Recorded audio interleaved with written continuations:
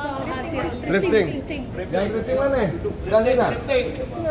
Coba. Mas Rifai, Boleh majuan Abang lah. Bang, Bang maju Bang, sedikit, boleh majuan dikit, Bang. Sini Bang, Biar di Kanan tengah, maju. biar di tengah Bang. maju ke tengah. Kanan Maju maju. kanan. Terus Maju maju. dikit. Iya. Oke, kanan lagi. Iya. Maju lagi. Kanan. Udah cukup. Yang Sini. drifting. Ya, lu buka dulu. Ya.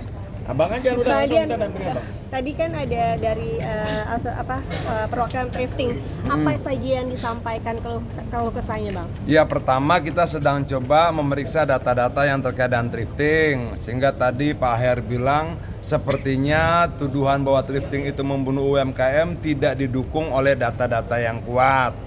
Karena dari data yang kita dapatkan total barang-barang drifting itu yang masuk ke Indonesia berdasarkan data dari Kementerian UMKM 3.600 itu kalau dipresentasikan cuma 0,5% dari total 28.000 kontainer barang ilegal, tekstil ilegal yang kalau kita konversi dengan ton itu sekitar 784.000 ton.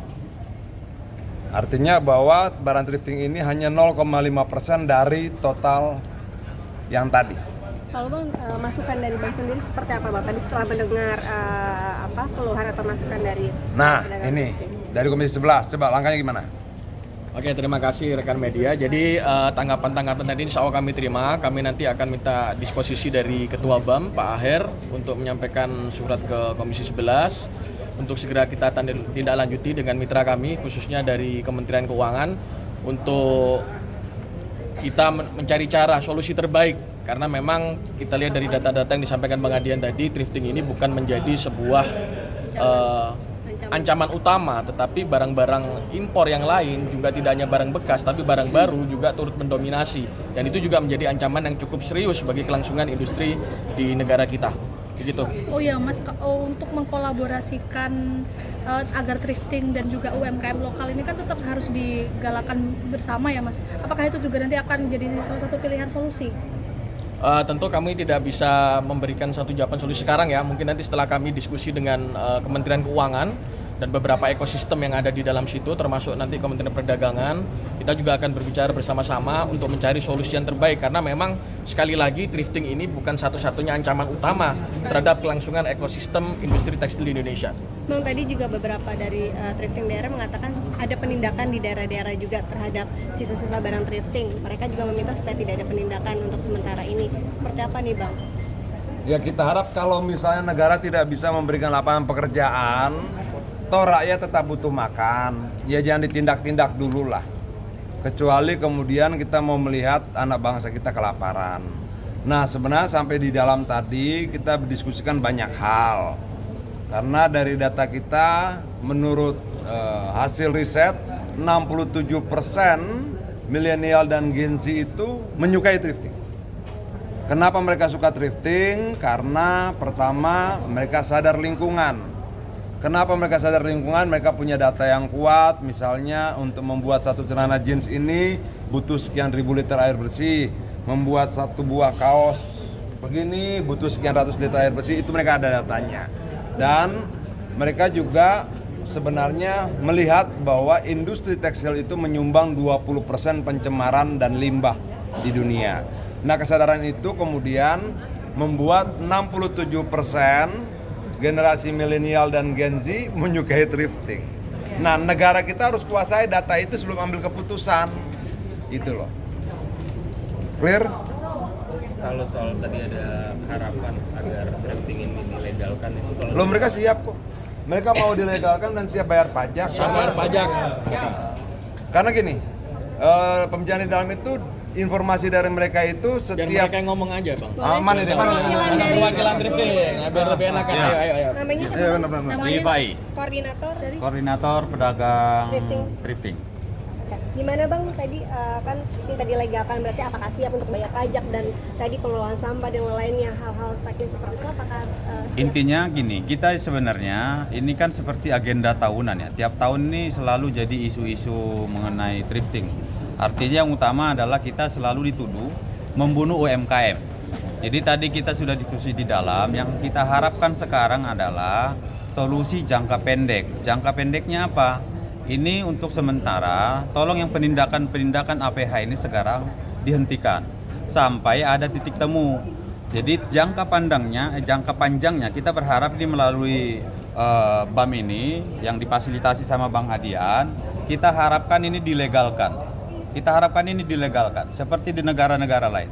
Kalaupun memang semisal mungkin tidak bisa dilegalkan, kita harap ini dibikin seperti larangan barang terbatas, dikasih kuota. Jadi kita pengen solusi supaya para pedagang difasilitasi anggota dewan ketemu dengan Menteri Keuangan, Menteri Perdagangan. Jadi harus duduk bersama-sama. Solusinya seperti apa? Jangan artinya hanya ada larangan, ada kebijakan, terus ini masyarakat yang jutaan yang tergantung hidup kehidupannya untuk sehari-hari seperti apa? Karena kebutuhan kita ini paling mentok sampai bulan 12. Habis itu ke sana kita nggak tahu.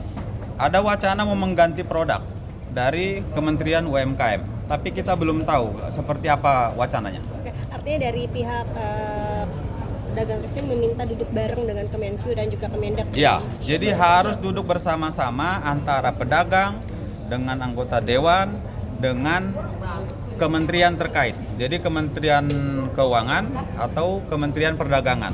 Kita harus cari solusi. Jadi thrifting ini jangan selalu dianalogikan sebagai pembunuh UMKM. Benar. Tapi utamanya adalah produk-produk Cina itu yang masuk tiap tahun 28.000 kontainer yang masuk ke Indonesia yang sama-sama ilegal. Benar. Jadi tadi penjelasan sudah gamblang sama Bang Adian, mungkin nanti akan lebih rinci, ada data-datanya kita kasih.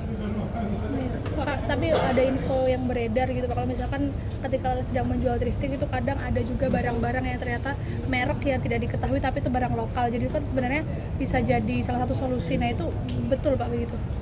Kalau dibilang merek lokal nggak juga, karena sebenarnya kebanyakan barang ini kan dari Korea dan Jepang produknya ya. Jadi kenapa digemari? Ya karena satu, kualitasnya oke. Kedua, harganya murah, barang terjangkau. Nah, kenapa barang lokal tidak bisa bersaing? Tanya pemerintah, kenapa nggak mengurusi dari awal?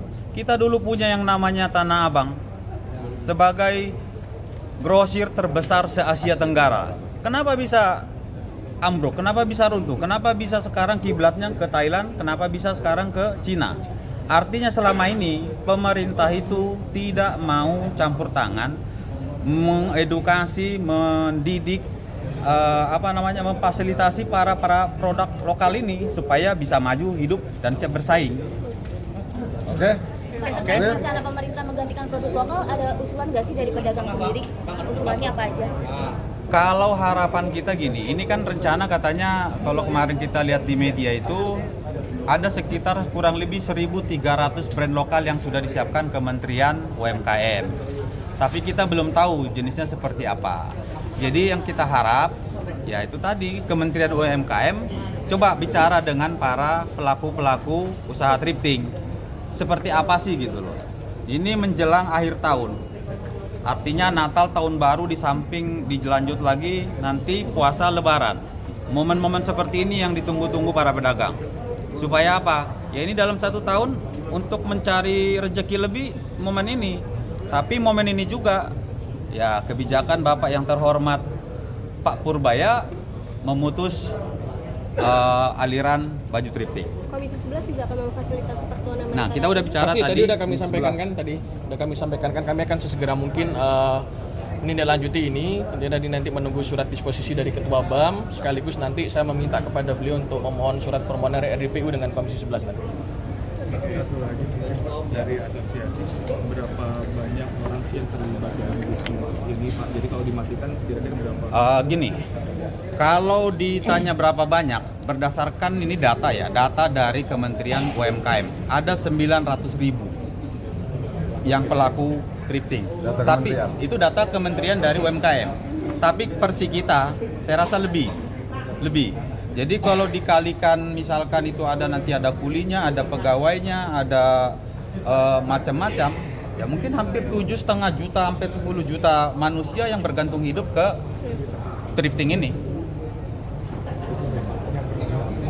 Yang terdampak kurang lebih 77,5 juta jiwa yang terdampak dari Sabang sampai Merauke.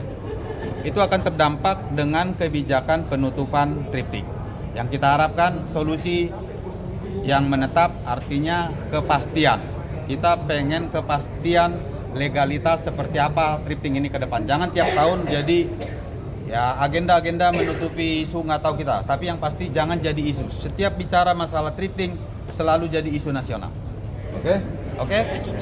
Terima kasih. Kalau lu mau pada di foto aja, foto. Ini datanya. Pegang Kasih maksud aja, gua. Bang. Iya gua pegang habis itu kali foto.